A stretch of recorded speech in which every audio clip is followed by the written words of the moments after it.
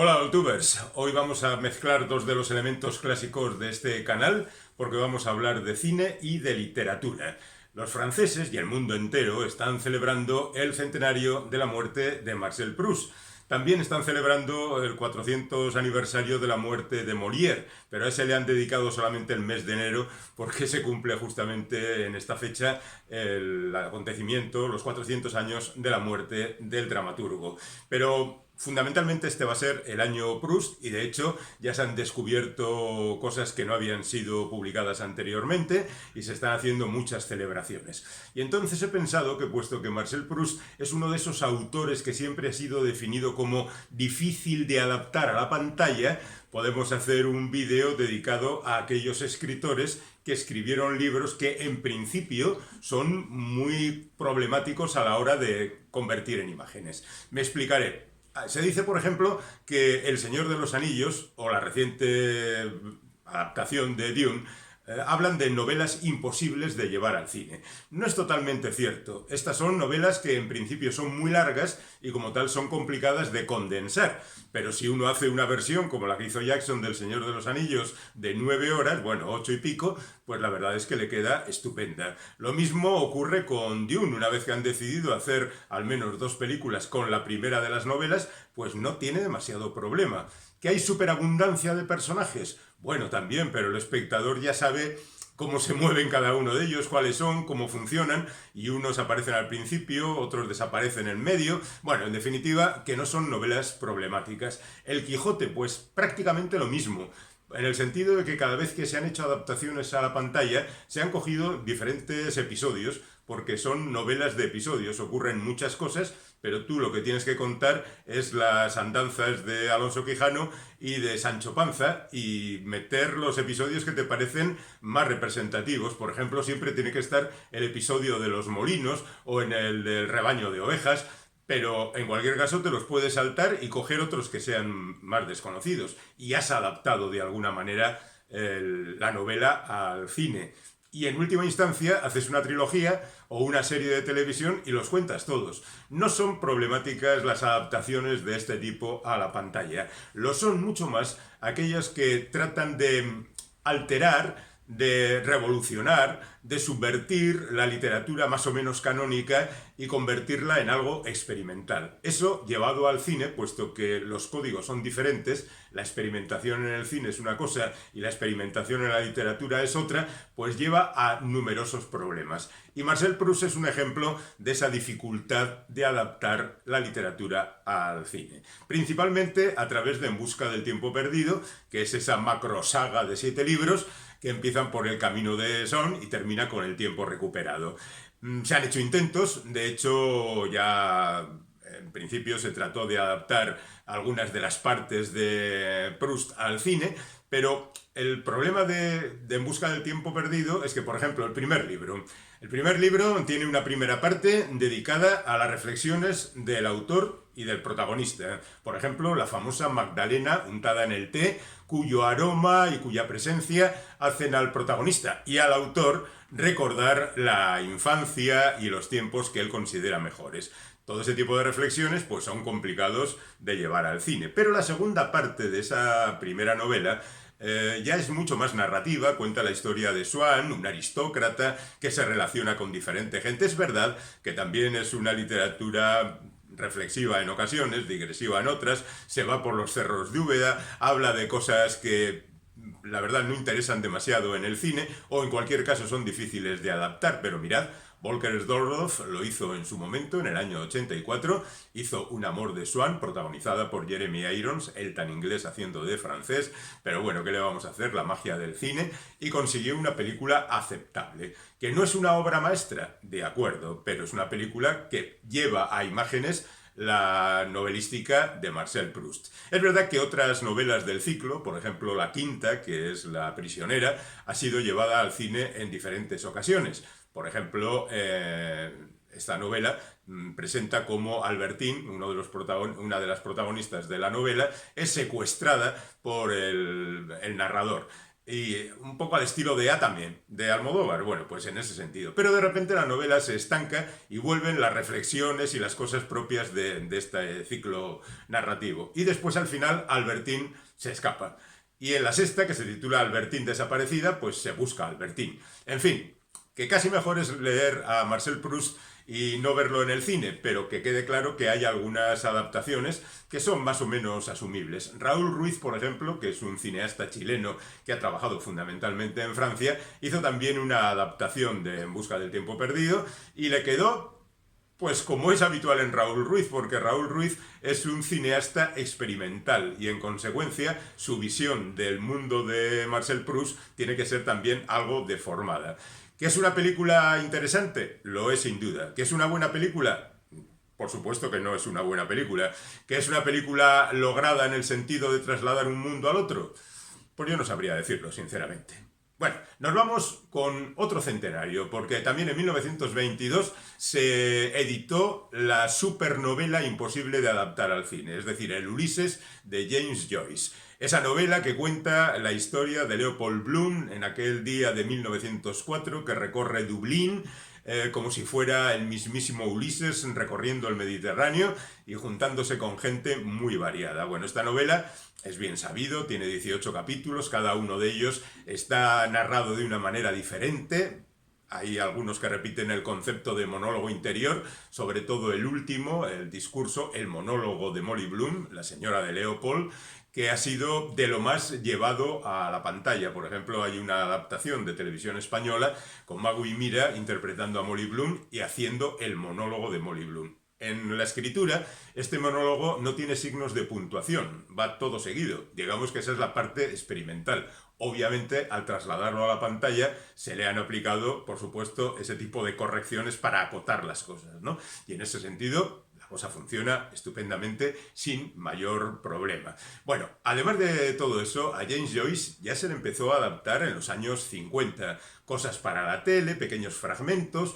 Digamos que es difícil reunir todo el Ulises en una película. Incluso en el año 66 ya se hizo una adaptación del Finnegan's Wake, que es la otra novela de James Joyce que es absolutamente difícil de llevar al cine, porque esta ya es directamente incomprensible en sí misma. Y sin embargo, se hizo. El Ulises se hizo en el 67 a cargo de Joseph Fick, que después, 10 años más tarde, adaptaría El retrato del artista adolescente, que esa ya es una novela mucho más convencional, presuntamente autobiográfica, y que ha sido con mayor frecuencia llevada al cine. En ese sentido podemos decir que, por ejemplo, los cuentos de dublineses han conocido mejor suerte. El último, Los muertos, ha sido llevado al cine por John Huston, por ejemplo, y en otras ocasiones por otros cineastas, pero digamos que la película conocida aquí como Dublineses, que adapta a Los muertos, es muy famosa porque es una historia fantástica. Huston fue su última película, la hizo con un enorme cariño, y esa historia de la reunión familiar donde aparece el fantasma del viejo amor de la protagonista y la asunción por parte del marido de que jamás llegará a significar tanto como el recuerdo del amor juvenil en la vida de su mujer, pues es algo verdaderamente emocionante. Pero el Ulises es complicado y se hizo en el 67 y se hizo en 2003 en una versión mucho más convencional narrativamente hablando, que la convirtió pues en ese paseo por Dublín, los encuentros con el Polifemo y con Circe, esas representaciones que cada uno tiene que asumir tranquilamente. Yo particularmente me quedo con la versión de la Odisea que hicieron los hermanos Coen en esa película mal considerada que se titula ¿Dónde estás, hermano?, con George Clooney y John Turturro fugándose de la cárcel, que a mí me parece una película fantástica y que podría ser considerada en última instancia también, por las libertades que se toma, como una versión del Ulises de James Joyce. En cualquier caso, hay que leer algunos libros y luego ver las películas que los adaptan como una curiosidad bien intencionada. Ya que estamos en Irlanda, vamos con otro irlandés. Se llamó Lawrence Ster y escribió un libro titulado La vida y opiniones del caballero Tristram Shandy. En realidad se la conoce como Tristram Shandy y es para algunos el comienzo de la novela moderna. Hay quien dice que corresponde ese honor al Quijote, pero digamos que la novela, como veremos a continuación, de Esther es más moderna por la concepción de la misma. En realidad publicó 9 volúmenes, no muy largos, y hay quien dice que es una obra inacabada, pero la verdad es que es una obra tan rara que puede acabar en el tercero, en el quinto o en el noveno o añadirle 7 más todavía. Porque esa vida y opiniones de Tristram Shandy se convierte fundamentalmente en las opiniones de Tristram Shandy y de la vida en realidad sabemos muy poco. Porque la narrativa de esta obra está centrada fundamentalmente en el ambiente en el que vive el caballero Tristram Shandy. Es decir, conocemos perfectamente a su padre, a su madre, a su tío, a su primo, conocemos a los criados, conocemos al cura del pueblo, al panadero, conocemos por supuesto al médico, conocemos a la gente que aparece, pero de Tristram Shandy, pues fijaos que el personaje protagonista nace en el tercer volumen. En fin, no os quiero explicar más. Y en definitiva, cuando termina la obra, no sabemos nada de las apasionantes aventuras del caballero Tristram Shandy porque Laurence Sterne no nos lo ha contado. ¿Que tenía en la cabeza hacerlo? Pues no lo sabemos. ¿Que no lo hizo? Esto también es un hecho. Bueno, ¿cómo llevas esta novela a una película? Pues lo hizo fantásticamente Michael Winterbottom, ese cineasta al que yo adoro porque, entre otras cosas, es un tipo que cada película que hace es muy diferente de la anterior y de la siguiente. En esta ocasión abordó la obra cogiendo el espíritu de Laurence Sterne. Es decir, va a hacer una película sobre el Tristram Shandy. ¿Y qué es lo que cuenta? ¿La película? No. ¿Cómo se hace la película? O mejor, ¿cómo se piensa la película? ¿Qué es lo que piensan hacer los protagonistas interpretando el papel que le toca en la película y su propio papel, que es lo que le ocurre, por ejemplo, a Steve Coogan, que es el protagonista principal, que interpreta a Tristram Shandy, al padre de Tristram Shandy y, por supuesto, a Steve Coogan, que está interpretando a Tristram Shandy. Esto puede parecer un enorme jaleo, pero de verdad que no lo es. Es una película fantástica, súper divertida, crítica, ácida como pocas, y la verdad es que da una medida de los grandes intérpretes que son todos los que aparecen por ahí. De verdad, es una auténtica gozada. Y yo recomiendo que veáis la película porque la verdad es que está muy bien. El título original creo que es The Cock and the Bull Story, pero bueno, se la conoce también como Tristram Shandy y es una auténtica maravilla. Dejamos Europa y nos vamos a Latinoamérica para encontrarnos con un tipo que dijo que él escribía sus novelas pensando en que no se adaptaran al cine. Y ese no es otro que Gabriel García Márquez, que ha escrito montones de obras bien conocidas y que curiosamente es un gran aficionado al cine.